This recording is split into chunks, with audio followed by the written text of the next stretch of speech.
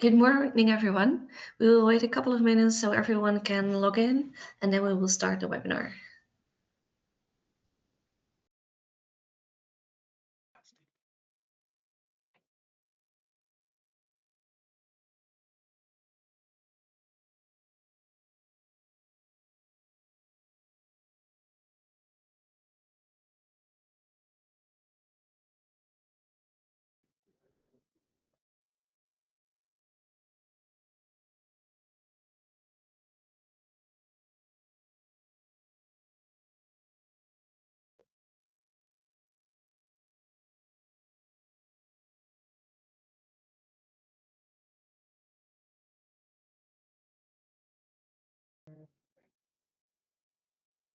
Yes, Martina, please share. Ömer is almost here.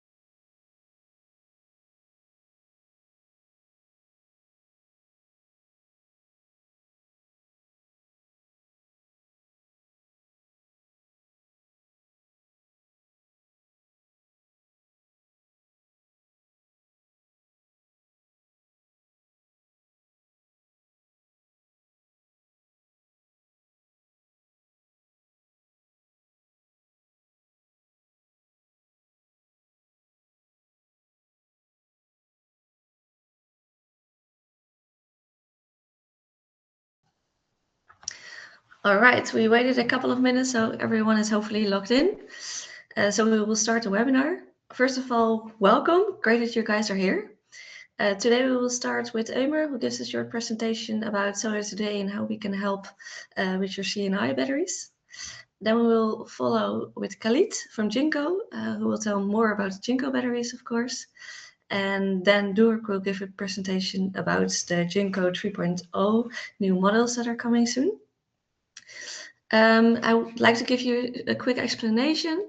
In the right corner of your screen, you see a box with a question mark. Over there, you can put all your questions, and at the end of the webinar, we will go through them one by one, so you have the time to get all your questions answered. Next to that, you see the chat function. Please use the chat function to introduce or chat to each other, but not for questions. All right, enjoy everyone, and Ömer, you can start the presentation. Thank you very much, Martina, and thank you very much for everybody joining this webinar. I just want to check my voice is clear or not, first of all. Yes, we can hear you, Ömer. Okay, perfect. So I am head of ESS for SolarToday. We have been, as you know, SolarToday is a pan-European distributor company. We have Eastern Europe offices, Iberica, Germany, Poland, and Benelux. From these offices, we manage whole Europe as SolarToday. You can go to next slide, Martin, if you like.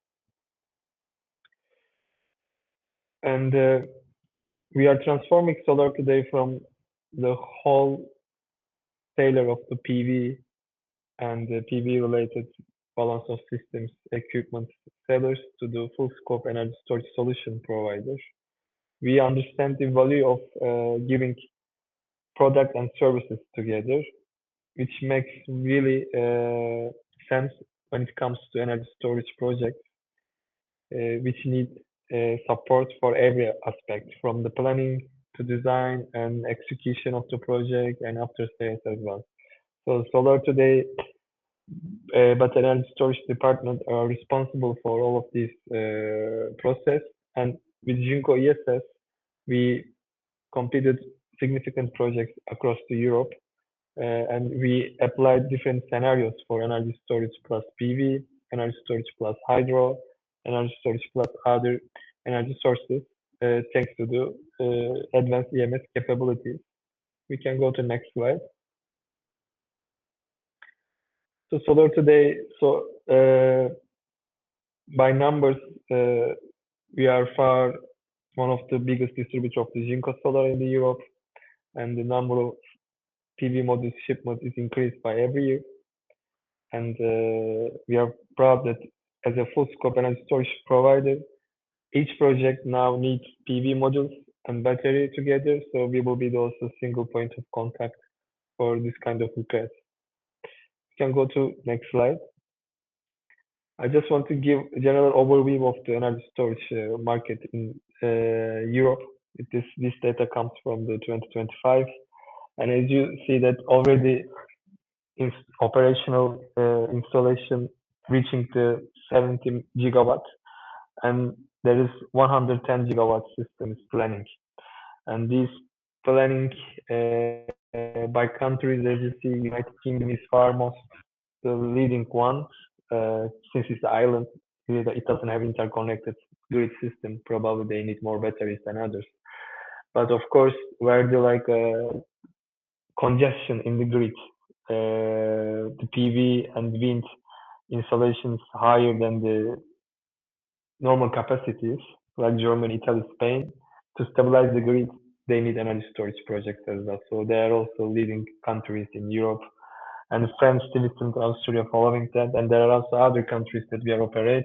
There is a big request and demand for energy storage. We understand that for sustainable future, renewable energy sources alone will not be enough. We need to stabilize and balance the energy production of the renewable energy systems. And when it comes to Jinko ESS, it's really playing important role in the transition of European energy storage landscape. We can see some examples from our perspective. We can go to next slide.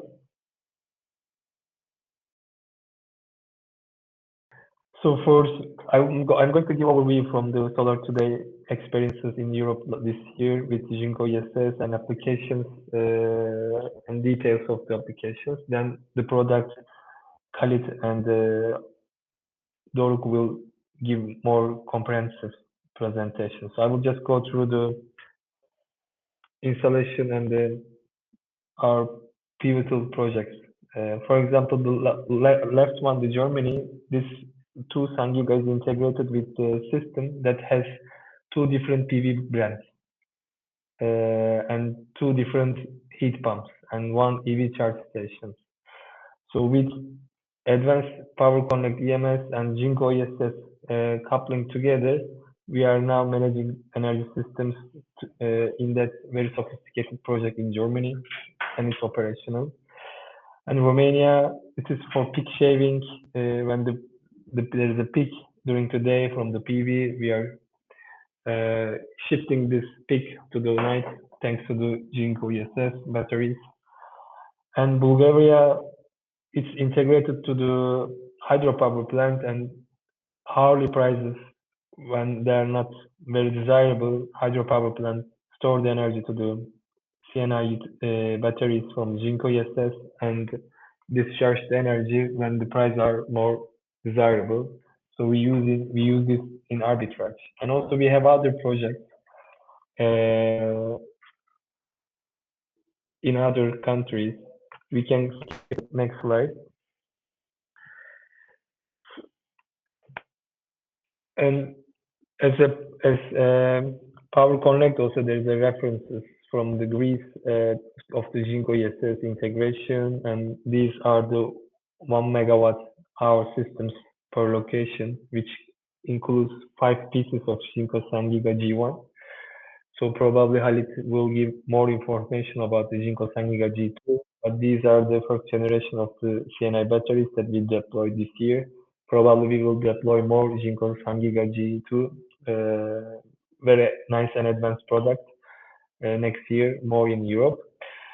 And also what we did with Jinko ESS so far is revenue stacking. So each project we have different models for revenue. One is frequency control, the other one is reserve frequency, and one is arbitrage, and the other one maximizing self-consumption. So we are capable of doing every scenario that needed to generate revenue with Jinko ESS and Power Connect EMS under the SolarToday full scope energy storage provider concept, which includes design and execution of the commissioning of the project and also the training after the commissioning. We can go to the next slide.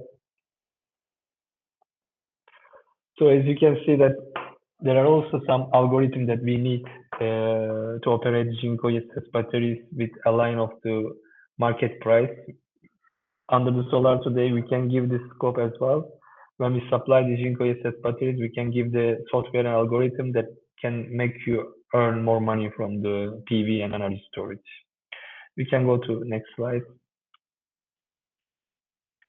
So one of these services that needed for CNI batteries to have the revenue stacking is ancillary services and grid support, which includes frequency control and also power balancing markets, which is advanced ones, and Jinko ESS and Power Connect EMS together are capable of doing that, which most of the companies and most of the competitors in the market doesn't have that much references for this kind of market. Most of them, they're active in maximizing self-consumption, but this one purely needs technical depth and knowledge. We can go to the next slide. Thank you. So I will give the stage to Halit, and I briefly explain the scenarios that we applied, and we are going to apply more. Regarding the application and general scope of the energy storage application with Jinko ESS and the EMS integration, I am happy to answer all the questions at the end of the webinar. Thank you very much for everyone. I am giving the stage to Halit. Thank you very much, Omar. Thank you, guys.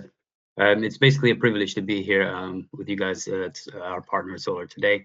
I'd like to share my screen. Just give me a moment. Can I also check, is my voice loud and clear? Yes, we can hear you very well, Khalid. Thank you.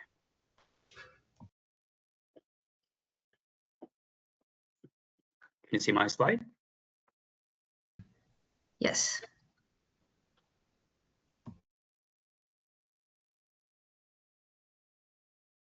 Perfect. Okay, just one moment. Let me adjust.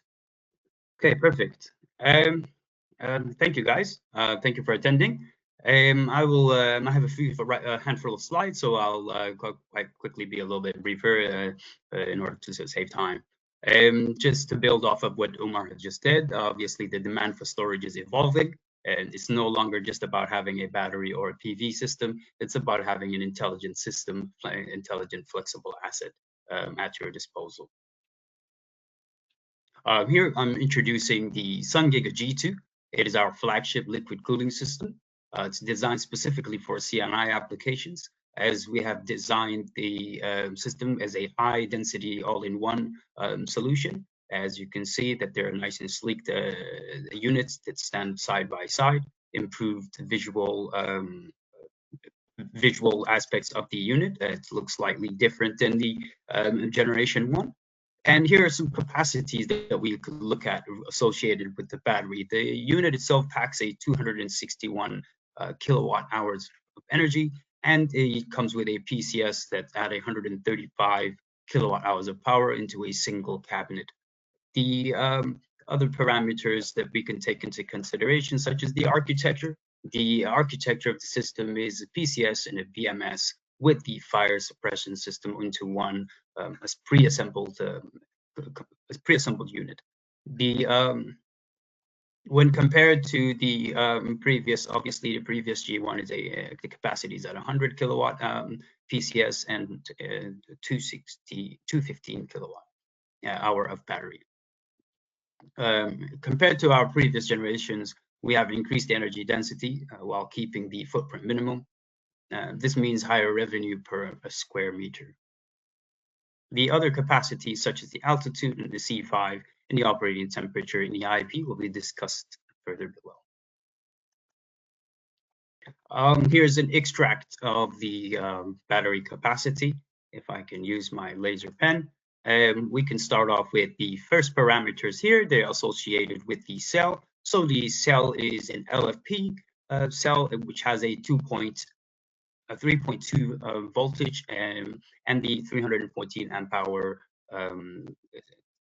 capacity of amps, and the discharge rate is 0.5p, and the cell configuration is 1 in parallel, 52 in series. Multiply that by the 5 packs, as the unit has 5 packs, and you will get your total capacity of 261 kilowatt hours of energy. And the rated voltage is 832 voltage, and the voltage range sits between 700 and 936 voltage. And obviously this is the typical standard voltage range at the moment. Not many competitors have passed this rate, as if we increase the 400 VAC past that point, then lots of ancillaries of the system would have to change, increase the cable density, etc. This is the 135, the capacity of the PCS, AC power. And when we come to the FFT, or the firefighting system, we have a smoke detector, a temperature detector, and a gas detector, and a system aerosol. There's the combustible gas detector mentioned here at the bottom here. And the life cycle of the system, we have 8,000 cycles, 100% DOT, or depth of discharge, with the 70% end of life guaranteed. And the RTE is at 89 capacity. Further on, we'll follow on with these further capacities as we move on.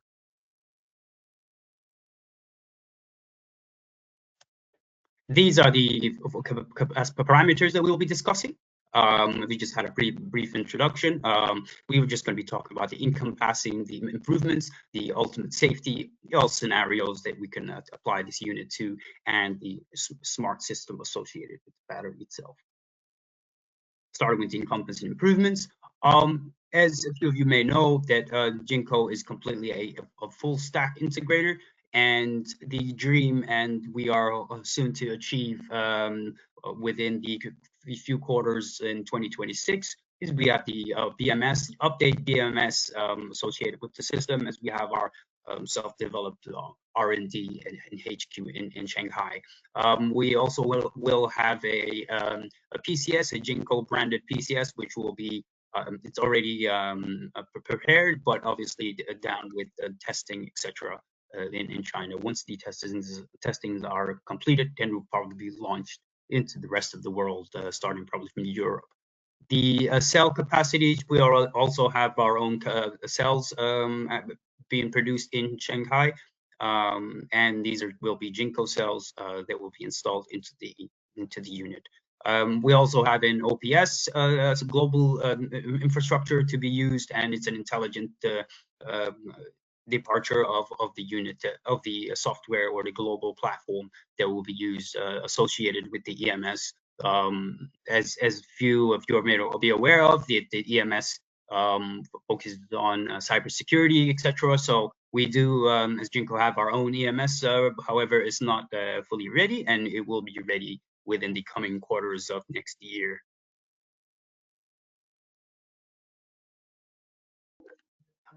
This is the unit itself, and this is the part of the improvements that we have made.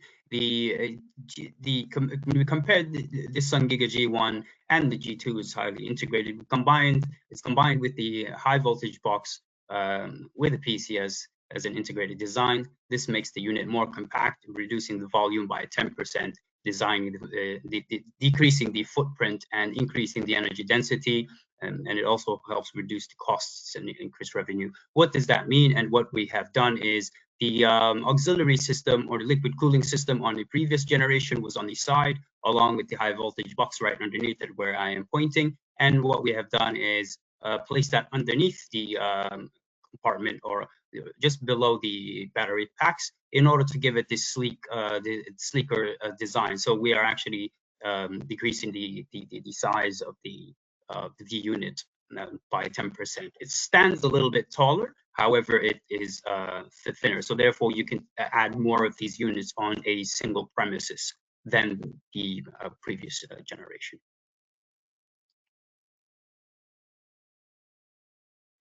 Just a little bit more here about the improvements that have been made. So as we know, the heart of the system is the 314 amp hour LFP, and one must note that the LFPs are chemically stable. We choose this specific cell for two reasons: the density and the lifespan of the system. And our system here, as you can see here, we have improved from the previous generation. Obviously, these analyses are comparison to the G1 to G2. And from 6,000 cycle, we have improved this to a 8,000 cycle. So the system life has increased by 33%. That longevity is critical for the ROI as it allows to cycle the battery daily for over 15 years. Why we choose liquid cooling? As it increases reliability. The biggest setback for batteries is the variation of temperature, specifically uneven heat. If, for example, the cells in the middle get hot while the ones on the edge become cold, that imbalance actually degrades the packs as we operate. So as we have here a non-uniform channel design to aid in equalizing the temperature at the pack level, this is a patent method that we have, and in turn it also helps with this zone temperature control. So the objective is to unify the temperature across the pack, and the differences between each cell will likely be about 2 Celsius difference. The unit is basically, it's built for extreme conditions. It has a flexible operating temperature, operates at high altitude. The C5 and the IP55 are a very good entry for coastal regions, for example. And the unit does obviously operate above 3,000 meters. It operates at 4,000 meters. However, that is subjected to some derating due to the temperature at that altitude or due to the atmospheric pressures, etc.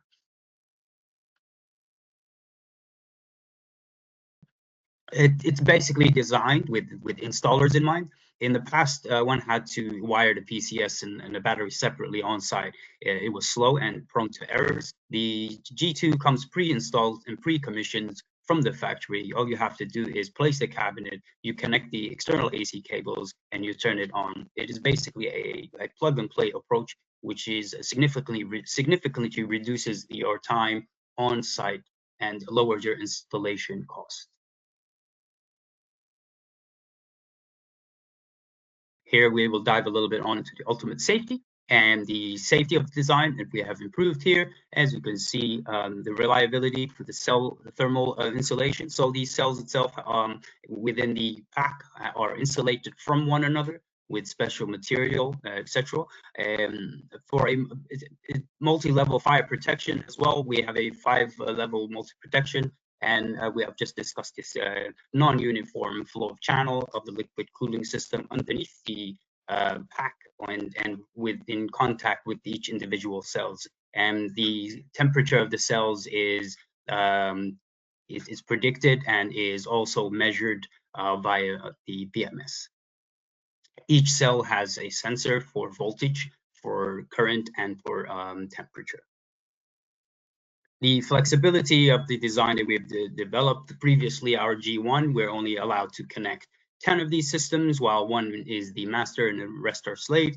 And in this configuration for this unit, we have 12 in parallel, which will give you a 303 megawatt hour capacity. We even mentioned the pre-installed aspect. That on site, it will give you less time to install, and we do have remote O&M remote O&M setup across Europe.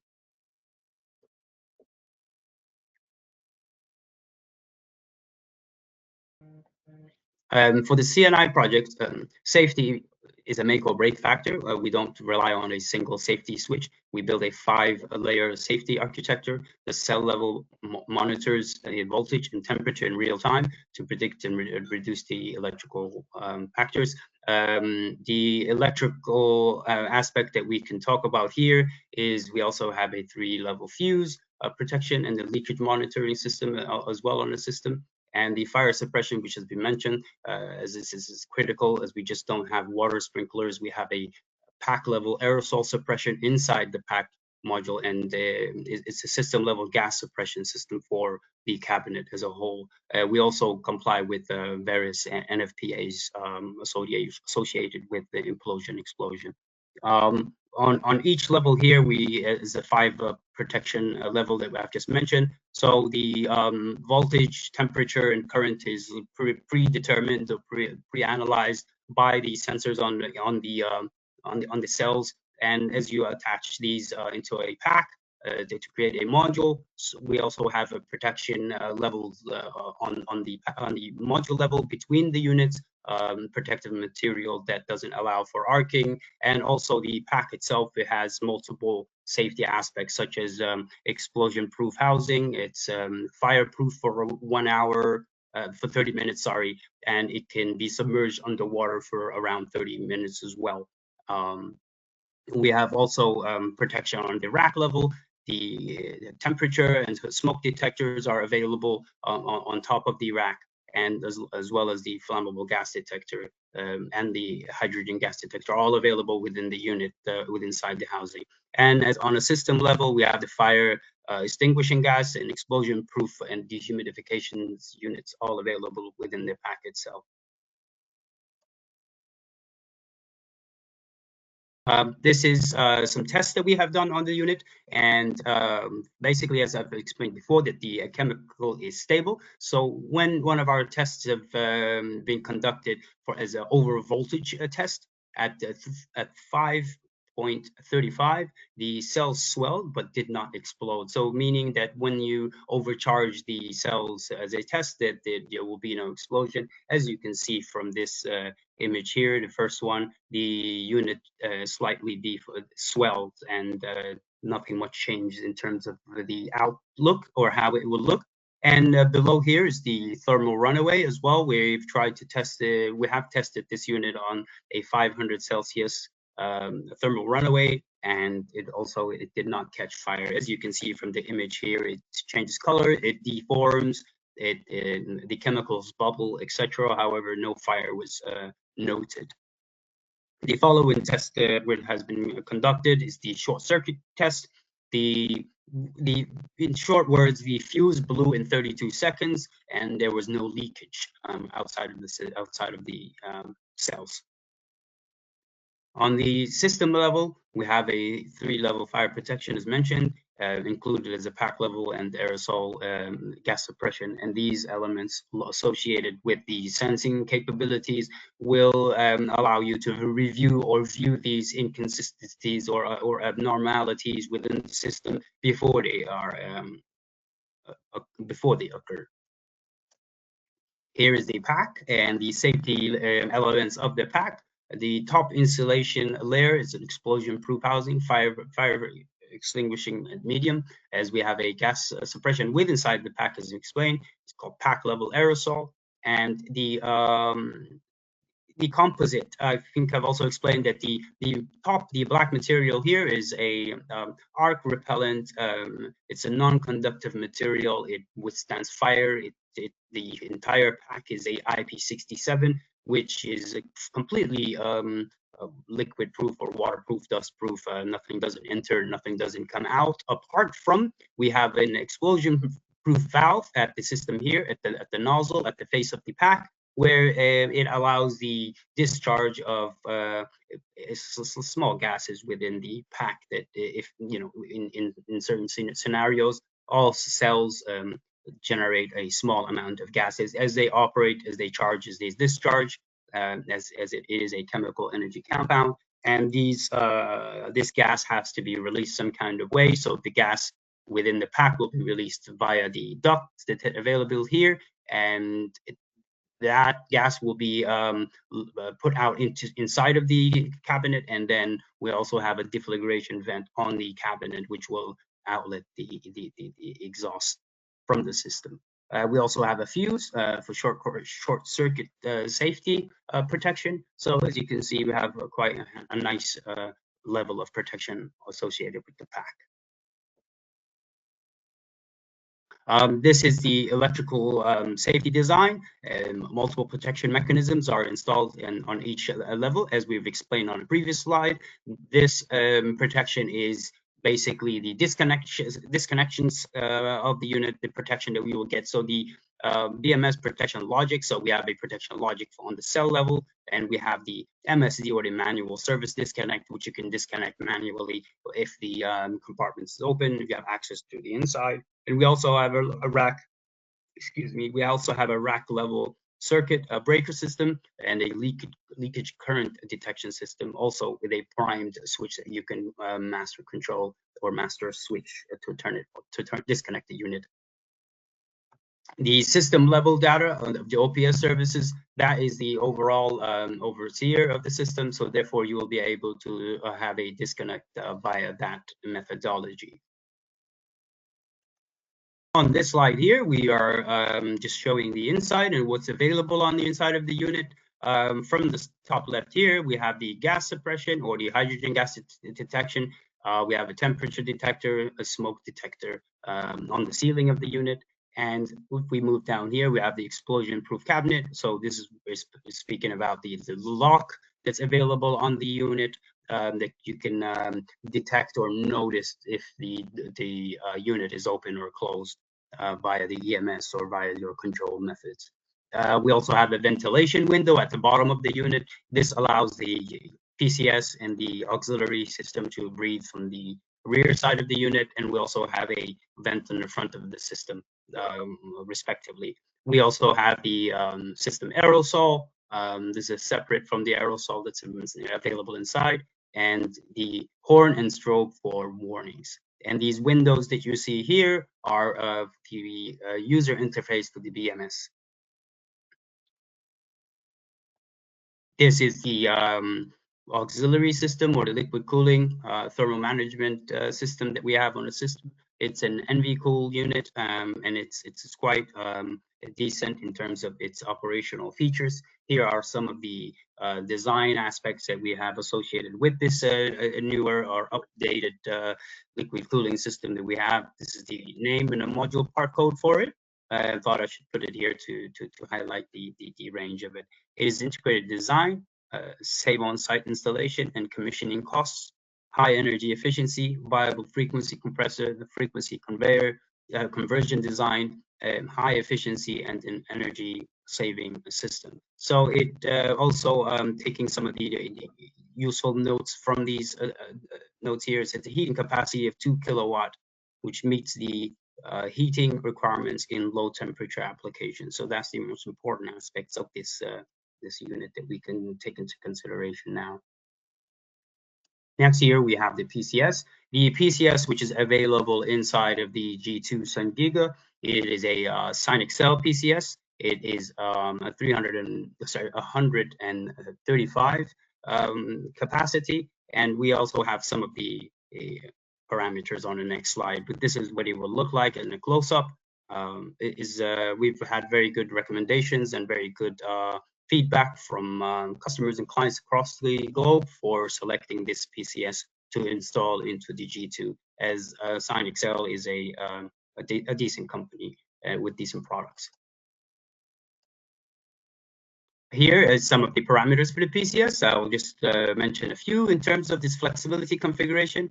The PCS is integrated with a high voltage box. Previously, that wasn't the case. and the system cost is reduced due to that aspect. We have a wide voltage range from 600 to 1000 VDC, compatible with air or liquid cooling BSSs, which we have done here using with our unit. High efficiency and stability, third generation semiconductor silicon carbide, modular design, easy to install and maintain, multi-branch battery access, cluster management improves the battery utilization, and we have a couple of the foundational, the extensive use and the safety and compatibility of the unit. So these are pretty standards. If you're going to take a note from this section here, it is a three-phase of 4-wire output for on and off grid applications. So yes, for those who are asking if this unit is a on and off grid, yes, it is. And the power response is about 15 milliseconds. This is the data sheet. So as we are looking at the data sheet here, the capacity or the figures that we can look at or take into consideration on this slide is generally the difference. So on this data sheet, there are 2 units. This is the unit that we're using, which is the one on the left, and it operates at it has a 15% plus or minus VAC of the AC voltage of the unit. So pretty much, if there are any questions, I will leave these to the end, as these are pretty standard numbers out of the data sheet. For the unit itself, we have multiple certifications. Some are in preparation, some are already available.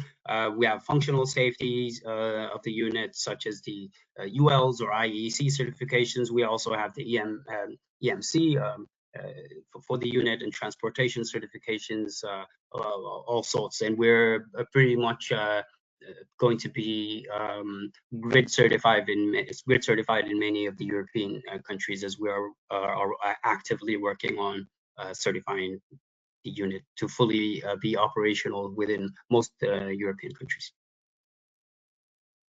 Here's a little bit about the application of the unit. So due to its full breadth of being an off-grid and on-grid unit, the systems, the demand responses, the CNI users is off-grid or backup mode, can be used for large equipment, commercial buildings. It's perfect for solar, diesel charger, ESS to create a zero carbon plant microgrid.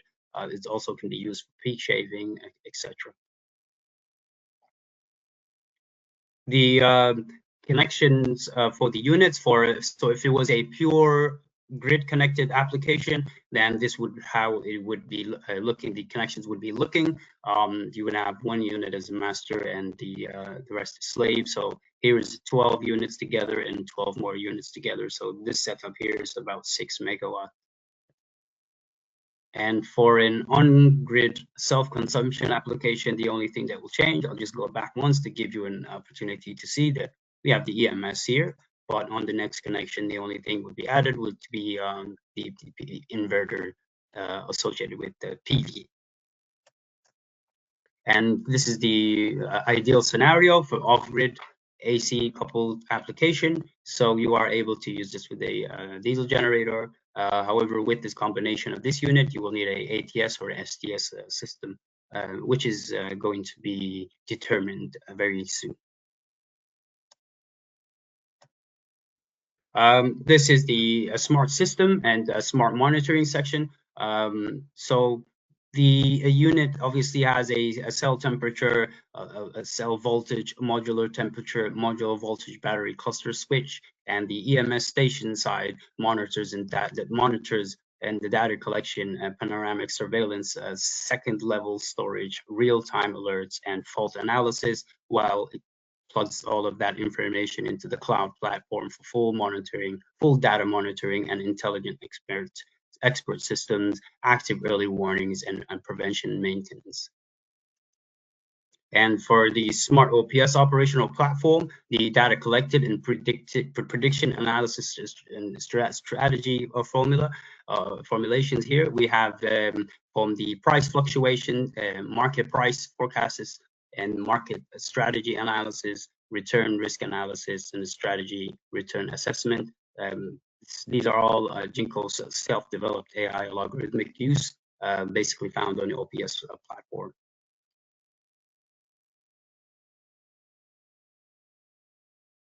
Hardware is only a half the story. For example, the system includes our smart O&M platform, and it basically offers a 24/7 monitoring of the cell, as mentioned before. The temperature of the system status, it doesn't just report faults, it actually predicts them. It allows for remote diagnosis, which reduces the need for site visits, so you would be fully informed about your unit remotely. Following these parameters here.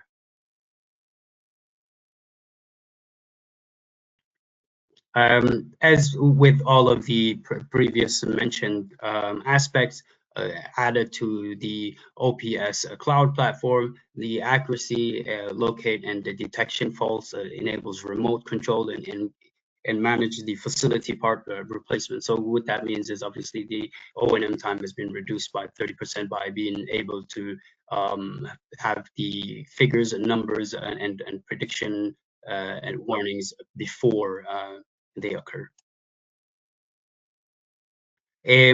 For the system itself, empowering and responsible promptly. So the business training, we provide also regular training, online resources, and qualification certificate. The 24/7 rapid response and daily reports, regular inspection, and the technical support that comes along with it, as we have a facility in Italy, and we have do have partners all across in order to aid on the support and guidance of the installation or commissioning of our systems. I think I'm pretty much done. I just have a couple of more slides just as a future product. This will be launching the SunGiga G2 Plus.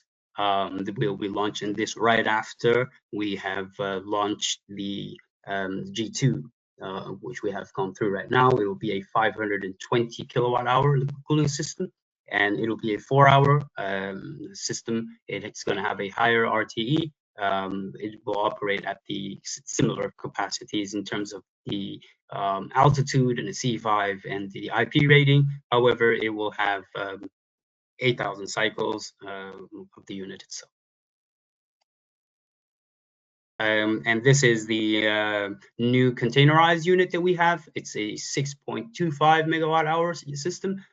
This is the predecessor to our current 5 megawatt hour system that we have in the fields deployed or installed across various locations.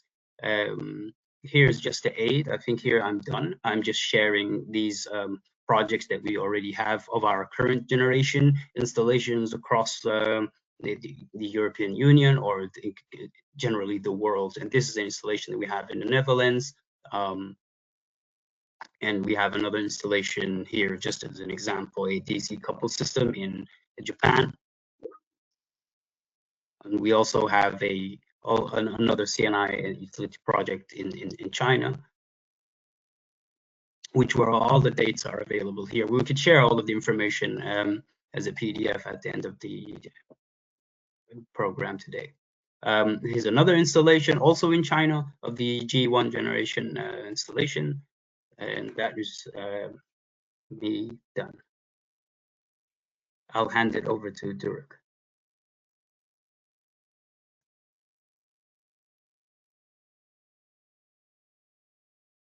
Yes, thank you, Khalid. Thank you very much.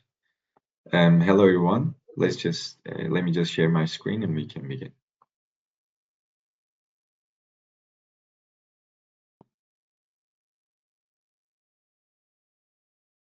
Can you see my screen? Yes. Perfect. So good morning, everyone. Thank you for joining us today. It's a pleasure to present for you. I would like to also thank our partner SolarToday for organizing this webinar. Today I will introduce you the next step of our solar journey, the Tiger Neo 3.0 series. It's a product line that combines state-of-the-art technology with Jinko's commitment to innovation and sustainability. First, we're going to talk about our company a little, and then we're going to see what modules we have planned for Tiger Neo 3.0. Then we will see the advanced architecture we use in our modules. We will make basic estimations and analyze the technical advantages of our product and how these will bring our customers value. And finally, at the end of the slideshow, we will see our current portfolio, Tiger Neo 2.0. So let's begin. First of all, about Jinko. We are the world's #1 module manufacturer. We have delivered over 350 gigawatts of solar panels over time. We currently hold 15.5% of the market share. We have 31 efficiency records in terms of module and cells, and the latest one was actually very recent. Maybe you've seen the posts on LinkedIn. And we have over 100 gigawatts of N-type module capacity in our facilities. In our production, we use vertical integration, meaning that we are producing wafers, cells, and assembling modules ourselves. This allows us to implement any corrective actions or improvements at any step of production very fast and easily, and also allows us to offer high-quality modules at a low cost. But we are not just a leader in delivery, but also module technology. We own one of the biggest R&D teams in the industry, and it's thanks to them we broke efficiency records 31 times. The latest one being with N-type monosilicon cell with 27.79% efficiency. We're also working in other technologies such as tandem cells, and we also hold efficiency records in that technology as well. We believe that's the next step in future of PV. Yes, combined with our dedication for innovation comes our culture of quality. So we are determined to always provide our customers with most reliable products possible. Through our internal and third-party laboratories, we test our modules much more intensely than what international standards dictate to basically ensure that they can stand the test of time and provide high and stable power output over their whole lifetime.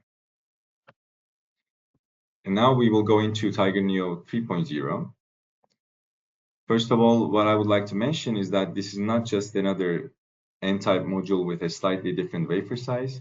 It's a combination of advanced materials we use, optimized processes in our production, and something we call smart cell interconnection, which is a new way of how we connect our cells and strings together, comes with many advantages, as we will discuss.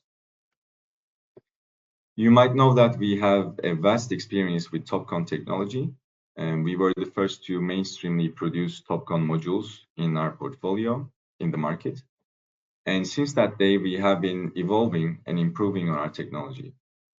For example, last year, we introduced a technology package called HOT 3.0, in which there were some core technologies such as metallization enhancement, half-cut passivation, max technology, and busbar improvements for our modules. Now with Neo 3.0, we also utilize these core technologies in advanced versions. And also, we are introducing the FP technology, which is quarter-cut wafers that we use in our modules. In this slide, you will see the modules we planned for Neo 3.0. On the left side, we have the 66-cell utility version. And on the right side, we have the 48 and 51 cells distributed grid modules. And I would like to point out to you here the product name in which you will see a Q. This stands for quarter cut, and it's the first time we introduce Q in our product names with Neo 3.0, as our older modules come with half cut cells. In this slide, you will see the product specifications. Let's start from the left side. We have the 66-cell utility version module available in 650 to 670 watts. I mean, it's planned on these power ranges. It keeps the utility dimensions we already have, and it's the most popular utility dimensions across the market. It's a bifacial module with dual glass. Then we have the 48-cell standard module planned for 465 watts going up to 485 watts. It keeps the residential sizes that we already have. and it's a dual glass module and it's monofacial. On the right side, we have the same module in all black version. So it's a premium module with all black features, and it also comes in the same dimensions. It's also monofacial with dual glass. Then we have the 51 cell module, which is planned for mainly for CNI applications. And it's a bifacial module with dual glass. It's slightly larger than the 48 cell modules, and it comes with a higher power output. And you will notice that here, all of our modules will come with a unique wafer size of 182.3 times 230 millimeters. And for available powers in time of your interest, please consult our valued colleagues in SolarToday. They will take good care of you. And now moving on to the advanced architecture we use in our modules. As I mentioned, Tiger Neo 3.0 utilizes several core technologies that we introduced, and the first one being the metallization enhancement technology. What we do here is that we are basically reducing the aluminum content in the silver paste of our cells. For Neo 2.0, our current portfolio, we can say that we reduced the aluminum content for less than 10% of the overall formulation. And with Neo 3.0 modules, we decreased it further to less than 1% of the overall formulation. And this comes with an advantage in cell efficiency, and also it makes our cells much more resistant to corrosion due to moisture. Next, we have the multi-cut passivation technology. In the past, we were calling this half-cut passivation. I think the name suggests the difference. What we do here is that when we cut the cells, either in half or quarter pieces, it doesn't matter, we introduce some defects to the cut surface. And these defects basically can prevent the energy carriers to reach their desired destinations. And this is called recombination. So what we're trying to do with this technology is that we are applying passivation layers to these cut surfaces to basically passivate these defects and prevent the power loss. With the half-cut passivation, we were applying this technology 2 times for each cut surface. And with the quarter-cut wafers, we're going to apply this 6 times for each cut surface and prevent the power loss due to this. Next, we have the MAX technology. It's a technology that we utilize to increase the bifaciality of our cells, so to increase the rear side gains of the cells. And what happens here is that this orange layer that you see with my pointer, this one, it's a polysilicon layer and it's a passivation layer. It helps us prevent power loss, let's say. But this is also an absorbent layer, meaning that it will catch some of the light that's supposed to go into from the rear side of the cell to the active region, which is the N-type region of the cell. So since this layer is an absorbent layer that catches the light, we now limit its presence to only around the metal contacts in our cells. This allows us to still achieve the passivation effect that we desire, but also leaves more area for the light to go in and reach to the active region of the cell and then turn into energy for us. And this technology, as I mentioned, is helping us increase the bifaciality of our cells. Next, we have the FP technology, which is the quarter-cut wafers that we utilize. I would like to first mention that we are using a state-of-the-art technology in cutting and joining our cells together. And our yield rates are actually quite high with this technology. It's a mature and robust technology is the message I'm trying to give here. And it also comes with advantages, of course. First one being it helps us reduce the resistive power loss on the cell level. And also it allows us to join our cells and strings in a unique way. And this helps us improve the anti-shading behavior of our modules. We will see both features in the coming slides. First, the resistive power loss. Here you will see the formula for it. It's current squared times the resistance. And if for a whole cell, we assume a current of I, then when we cut the cell in half, we also cut the current in half to its half. Then when we cut the cell in quarter pieces, we also cut the current in quarter. This means if we assume the power loss, resistive power loss, as current squared times R for the whole cell, this goes down to 0.25 current squared times R for the half cut cell, and it goes down to 0.06 current squared times R for the quarter cut wafer. This means that quarter cut wafers come with one-fourth of the resistive loss that half cut cell experiences, and 1/16th resistive loss of a whole cell experiences.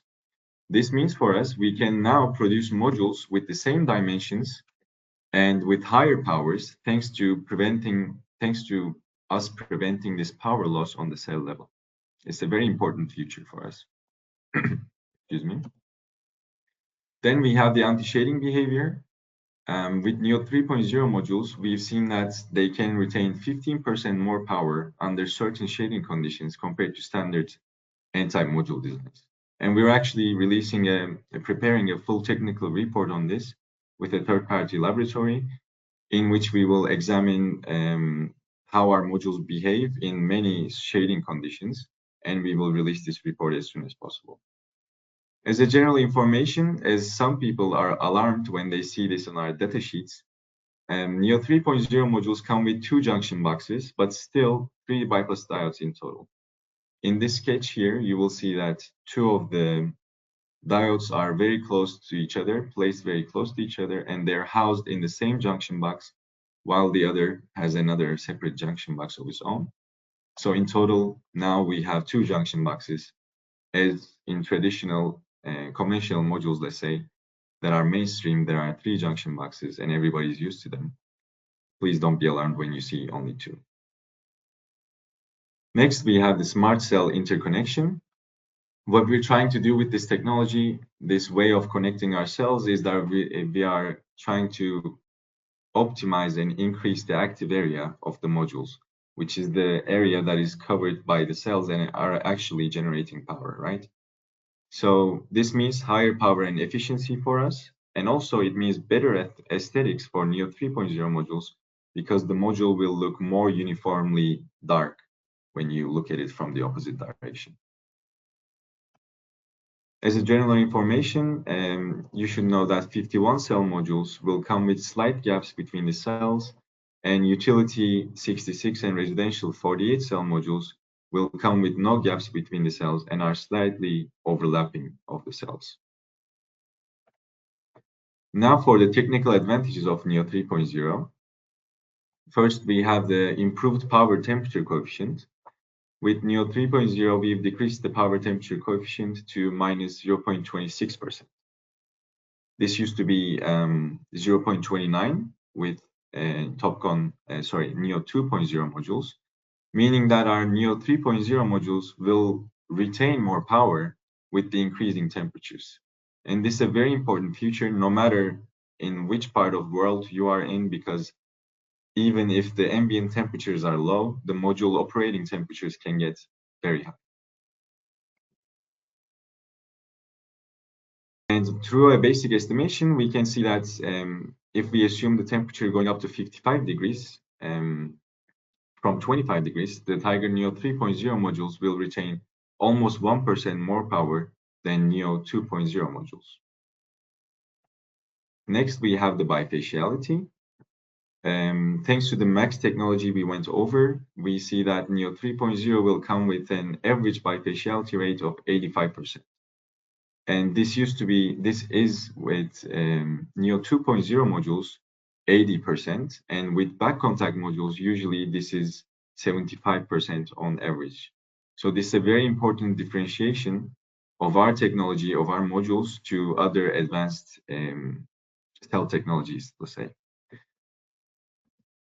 And making a basic estimation using the bifacial stress irradiance defined in IEC, we can expect almost 1%, let's say 0.7% increase in power generation with NEO 3.0 compared to 2.0. And compared to back contact, this generation difference can go up to 2%, which is a big number.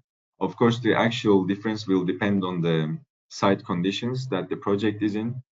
and ground albedo and all that, but we still can expect a important difference between technologies. Here I would like to present a real-life example for you. This slide was taken from our online monitoring tool, in which you can observe real-time data from field studies that are being conducted by third-party laboratories, comparing our modules to other manufacturers and other technologies. So in this one, we have an example comparing bifaciality of two different technologies, back contact and our TOPCon modules, and we see a 5% generation difference in 5 months. This is mainly attributed to the bifaciality advantage of our modules. Next, we have the low light performance, and this is an advantage of TOPCon technology compared to other advanced cell technologies. Through third-party studies, we saw that our modules have a better low light response, meaning that they will keep generating optimum levels of power compared to back contact modules under low irradiance conditions, which is namely the region where the irradiance is below 400 watts per square meter. You can see the differences in relative efficiencies for different technologies here on this graph. And in this next slide, we have another study done by TÜV, and you can also clearly see that our TOPCon modules outperform back contact technology under low irradiance conditions. Another real-life example, taking data from October, November, and December 2024, low light months as we name them. And we see that our modules generated 3% more compared to their back contact counterparts, and this was mainly attributed to the better low light performance that we have with our modules. And why low light performance matters? Because you might be thinking, okay, we're chasing the sun. Where the sun is, we're doing our projects, but that's not how it works. Here I have an example for you from Athens in Southern Europe. We also see that 50% of annual irradiance is actually below 400 watts per square meters, which is namely the low light region. Because this low light hours actually occur very frequently during the days, every sunrise and sunset hours, cloudy and foggy days, we expect low irradiance. And this basically shows that no matter where we are in the world or in Europe, let's say, low light performance is quite important. Next, we have the advanced warranty. This is more of a commercial advantage of NEO 3.0. We are decreasing the annual degradation rate to 0.35%, meaning that we are guaranteeing now that our modules will retain 88.8% of their initial power after 30 years of operation. And this number is 87.4% with our current portfolio NEO 2.0 modules. And this is, I believe this shows how confident we are in our new module series. Again, making a basic calculation, we can say that we are guaranteeing an annualized gain of 0.7% over the years with NEO 3.0 modules. To sum up, we have a improved power temperature coefficient with NEO 3.0. We have higher power and efficiency. We have a better low light performance compared to other advanced cell technologies. We have a better increased bifaciality factor, better annual degradation rate through our warranty, and a better anti-shading response thanks to the new way of how we connect our strings together with diodes. And now in these slides, we have our current portfolio. I'll just quickly go over them. On the left side, you will see our utility versions, and on the right side, we have the distributed grid versions. Again, going from left to right, we have a 66 cell module. It has a power range between 615 to 645 watts. It's in the golden size that we mentioned, that is quite popular in utility applications. It's a bifacial dual glass module, of course. Then we have the 78 cell, slightly larger in size, slightly taller. And it's also a bifacial module with a power range of 630 to 640 watts. Then we have the 72 cell module, smaller in size. planned in 585 to 595 watts bifacial dual glass. And finally, our 66-cell HL5 module, or 700 plus module as we call it, it's our biggest and baddest module. And of course, it's a bifacial one. It has the biggest power output that we offer in our product series. Then we have our residential and CNI modules. From left to right, again, we have the 48-cell standard version available in black and silver frames. It's a monofacial dual glass module. Then we have the all black premium module, also monofacial with dual glass. We have the 48-cell bifacial dual glass module. It's different compared to the first two because it's bifacial, meaning that it's transparent between the cells, and from the back side of the module you can see the cell structure, let's say. And then we have the 54-cell CNI module, slightly larger in size compared to the others, and it's also a bifacial dual glass module. Again, for power availabilities, please consult SolarToday, and they will help you in the best way, I'm sure. This is all I have for you. Thank you for your attention.